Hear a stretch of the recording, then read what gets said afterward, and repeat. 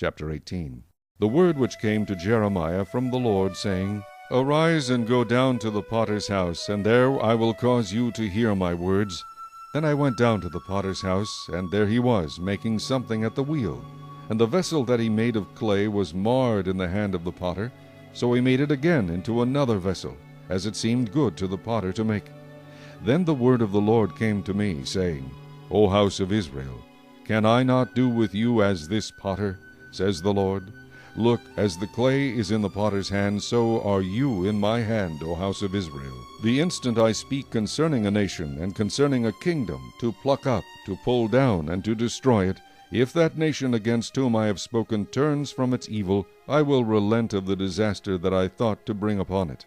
And the instant I speak concerning a nation and concerning a kingdom, to build and to plant it, if it does evil in my sight, so that it does not obey my voice, then I will relent concerning the good with which I said I would benefit it. Now therefore speak to the men of Judah and to the inhabitants of Jerusalem, saying, Thus says the Lord, Behold, I am fashioning a disaster and devising a plan against you. Return now every one from his evil way, and make your ways and your doings good. And they said, That is hopeless. So we will walk according to our own plans, and we will every one obey the dictates of his evil heart. Therefore thus says the Lord, Ask now among the Gentiles, who has heard such things?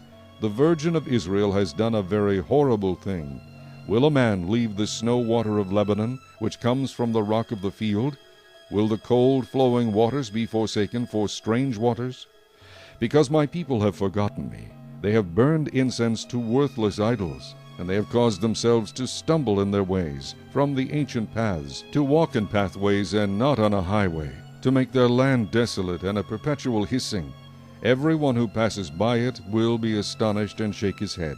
I will scatter them as with an east wind before the enemy. I will show them the back and not the face in the day of their calamity.